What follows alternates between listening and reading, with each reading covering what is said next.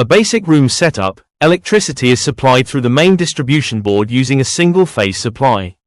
From the MCB or fuse, wires are connected to the switchboard that controls lights, fans, and sockets. To include an inverter backup, the main wiring is split into two parts. 1.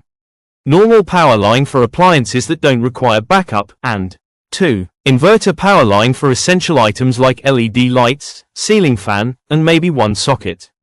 The inverter is connected to the main supply through a separate MCB. Its output line is then connected to a dedicated inverter wiring circuit that feeds only the backup points in the room. When the main power is available, the inverter charges its battery and supplies the load as needed. During a power cut, the inverter automatically switches to battery mode and continues powering the selected points in the room. This way, basic lighting and fan operation remain uninterrupted during load shedding.